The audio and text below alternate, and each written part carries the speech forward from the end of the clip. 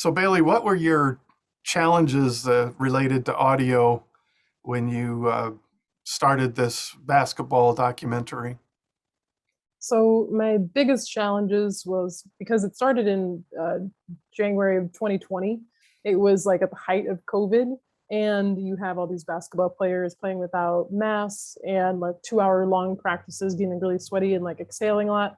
Like we have to stay away as media, and it's like very limited access to what we have and what we can do, and as uh, regulations got stricter, trying to be able to capture audio from like close distance and like interactions was just like minimal. So that was a big thing that we came in wondering, okay, how are we going to do this and do it with a good production quality, you know? Okay. This shoot did keep me up at night in all the ways that I could mic it and not mic it, and I could just overdo it and or just minimally do it. But I wanted to make sure that there was just a good, clear picture for sound coming across because they kind of wanted the cinematic type of quality. So not having access to being able to mic up the players was like a difficulty and kind of coming in the way of like certain conversations. So yes, it was just like plaguing me. Like, how do I get there if I can't boom them, if I can't mic them, if I can't like get really near them because of COVID? What do I do? So I started asking around and like kind of came to the conclusion and heard about Soundsharks, and I heard about the parabolic dish that you've created, and I thought maybe that might be my solution. And so how did it work out for you? So when I used Soundshark, it was about kind of halfway through because we were kind of still working out the kinks of just one, letting the people be comfortable with us filming them and just learning like our boundaries and whatnot. So once we kind of had that established, I was able to place the Soundshark and like do some tests and see like what was great for getting the conversations that was specifically happening like right below the hoop or like near that and like kind of like in the paint area in basketball. I don't play basketball, but like some of these terms like hopefully like it understands you can translate. But at the paint, the box, uh, that was kind of like the main area I'm just trying to grab sound from because most of the time guys are talking smack. They just like made the shot, and also you get the great like the swoosh sound from theirs too because there are multiple ways that I looked up that you can mic the basketball hoops and could get really into it. But we were also battling just like frequency issues too. So sometimes it like had to be a hard line and it wasn't even or it just had to be recording to a device that I attached back to it as well. So the Soundshark provided like multiple options to be able to have that, but have it in a small form factor, but capturing a large area of sound at the same time, rather than just having, so say a lav at the bottom in the base of the hoop, like most basketball, like Hmm. it's mic'd as. But just not having access and not having frequency channels and not having like just time to be able to do all this and setting up real quick because it's documentary. Like I developed a method that was like really quick and easy for me. So I put the Soundshark uh, on a dinkum clamp and clamp that to the back just right behind the basketball hoop and just a little up and away so it wouldn't be hit by basketballs. I learned through trial and error from that. But after like kind of placing that, I was able to grasp those conversations that were happening that I wasn't able to like either get for the boom or like because I wasn't able to be miking the players at this time. Yeah. So do you think it improved your final product?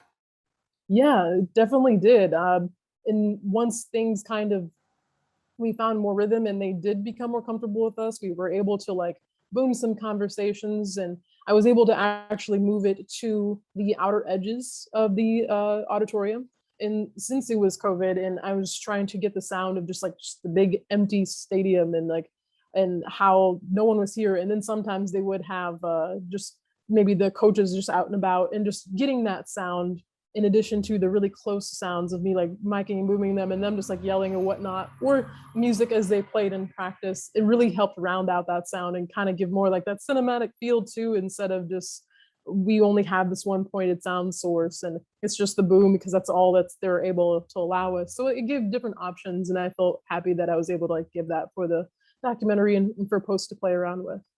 Yeah. Okay. Yeah. It makes the video a lot more interesting if you feel immersed in the middle of it, definitely. Yeah. You mentioned that you had some photos, so would you like to share those? Yeah, you can see my kind of my first iteration, and I didn't really take the last, but it's pretty much near that. Let me see. So okay, here we are. Start off with this picture. So this is the basketball court. This is just like, one side that we're filming, and this is their main court. They had a smaller scrimmage court, which we had a different setup, but this one worked mainly for their main court, and this is where they also had one basketball game. COVID kind of put an end to that, unfortunately, but the one we were able to get, this was what I deployed. So I started off with trying to play around with where I placed the parabolic mic. I will zoom in. Actually, we go to a closer setup. So you see, like here, I have the wireless setup right now, and I had it going to a G3 that went to my mixer, and that is how I was able to capture that, but also be mobile and not be close because we weren't allowed to be in that same areas. Then we had to be up in the bleachers, so say back in this area behind these white bars. So they kind of we couldn't, our reach was definitely lacking if we hadn't had the Soundshark. So it was really nice to have this. And you see it's also, I have the Dinkum clamp. I was able to really adjust it, and then once again I moved this up higher as we got better into it. So knowing where the basketball usually went and getting it knocked down, I realized this is not the safest place. So with my height restrictions, the highest I can get up to is about this area. And then also when we weren't deploying the Soundshark right here, and we were able to get closer, and the crew was able to be on the court around this area, just behind the out of bounds lines. I started putting the Soundshark up in the stands. So we kind of, as you see the tripod here, I would kind of just mirror sometimes his camera where their placement would be.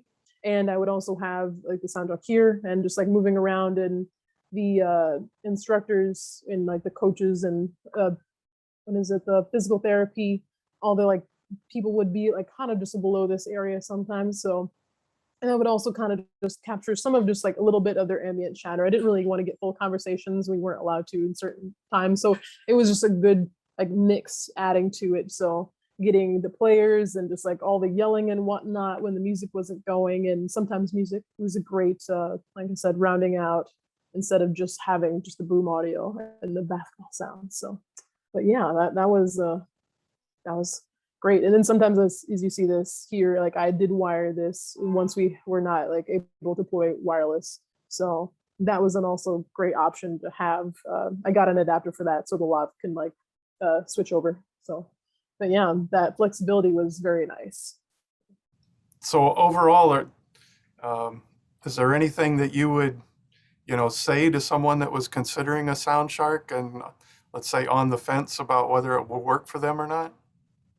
I would definitely recommend getting the Soundshark, especially if you're doing any basketball or sports related in documentary. If you're doing it more even just for filming it for having for your own purposes, or it's sort of for internal things, but it's the best if you're trying to get that specific sound. You can't be there, and even if it's not COVID reasons, it's a great way to split yourself up, because you've got this side, you've got this side, and then you get a good mix, and you're able to maybe capture any additional conversations if that's what you want, or you're adding just to your library of sounds. Maybe that's the kind of thing you want to get. And I really didn't get to use it in applications in terms of I know there are other ways like football, but that's a little bit the bigger Soundsharks. But I definitely would say to try out all the different options. I definitely went for a smaller form factor, one because of cost and kind of being able to maneuver around real quickly. Since I was working on a documentary, we had to have everything up and packed real quick and deployed really quick as well. So the Soundshark was really perfect for that. Able to capture additional sounds that if you're booming and you're doing a one-person show, you can have other options instead of just a lav. It's a nice way to just kind of round out your sound kit if that is something that you're looking for. Yeah. All right.